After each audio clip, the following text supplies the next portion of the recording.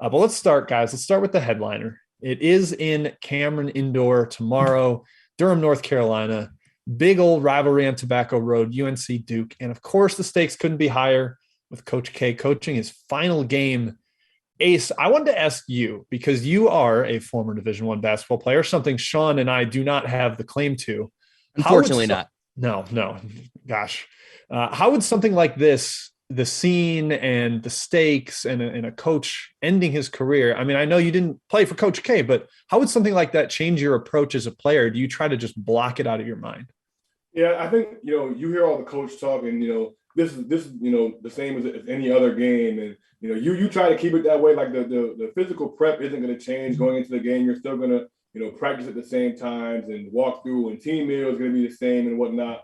Hopefully, Duke might give him some better food for Coach K's last meal. Maybe they'll give him some five-star pregame meals before this one. But I mean, as a player, I think you just have to kind of go in there and to the best of your ability to try to attack it like any other game, because even God spoke about this earlier with the Texas and Texas Tech game, with all that game went to Texas Tech with Chris Beard and how he left, and people were talking about if the moment was going to be too big for those guys, and they came out like they were shot out of a cannon. So I think in a game like this, the stands are going to be packed. There's going to be countless legends that are going to be in attendance at the game. I think you try to have to hope that you can feed off of that energy, but from a prep standpoint, you try to to the best of your abilities, try to treat it like any other game, and then let the fans, let the moment kind of overtake you once the game starts and the ball goes in the air. Sean, what are you looking at with that game? Obviously, the first one was a huge blowout. Duke got up big on the road at UNC and never really looked back. Do you see something similar happening, or do you think maybe Hubert Davis and the Heels can make some adjustments, keep this one close, and maybe you get some nervous young freshmen for Duke with such a high-stakes game going on? How do you see that one playing out? I think we'll see more of the same. I mean, for Duke, you're going to come in, you're going to hear the crowd. It's Coach K's final game. And even though you could try to ignore that if you're a Duke player, at the end of the day, like, this is it for Coach K and Cameron Indoor. You'll never see him coach in that arena again. It's John Shire's job after the year.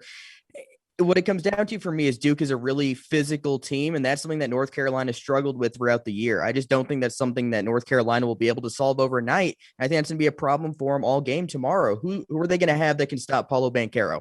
I don't think they have anybody, and that's going to be a tough spot for North Carolina trying to come out with the win. Do you think it'd be any different if Dawson Garcia was still around? Is that a kind of guy that could have matched up with him? I know he's not really known for his defense, but maybe that would have helped. Yeah, I mean, you have to have not many people can guard Paulo Banchero to begin with, but you need a guy like a Theo John type of player. Like, even though he's more of a rim protector, you need a guy that's strong and can play that defensive role. I just don't think North Carolina has that guy, because Dawson Garcia maybe could have done a little better in like a Brady Manick would, but I just don't think North Carolina has that player.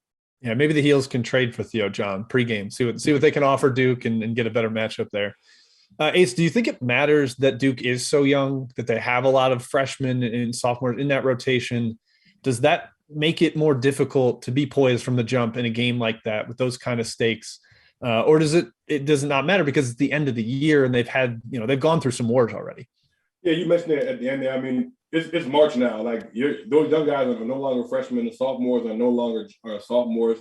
I mean, at this point, you've been in battles all year, whether it's the non-conference games, the ACC games. Like, it doesn't get any bigger than this. I mean, Trevor Kill, Jenny Roach, though he hasn't played well, I won't say he doesn't play well, but he hasn't really played up to most people's standards this season. I mean, he's been battle tested year in and year out, game in and game out. And I think at this point in time, man, it's put up or shut up time, man. And obviously, we've seen Duke win a national title with freshmen before, with Tyus Jones, Jaleel Okafor, Justice Winslow, and those guys. So obviously, there's no Justice. Well, actually, you can argue that this team is probably more talented, than that Duke team with Paolo Banchero and AJ Griffin and Mark Williams and Trevor Keels and Wendell Moore. I mean, those guys are all going to be potential first round, maybe early second round picks in the NBA draft. So, like I said, at this point in time in the season, man, those guys have enough experience under their belt where it's put up or shut up time. And I think at this point in time, they've gotten enough minutes under their belt to be able to go and get the job done.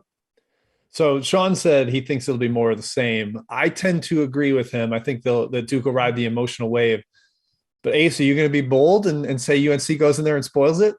I know our producers wanted us to say something like that on the air, but Carolina, look, they're going to get smoked. Like, this is not going to be pretty. The game in Chapel Hill wasn't pretty.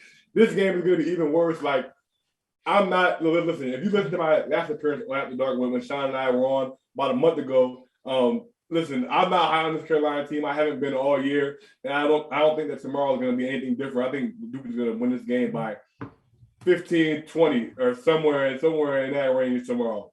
Yeah, I don't think UNC's done enough since that appearance to really change your mind. It's kind of been more of the same for them as well.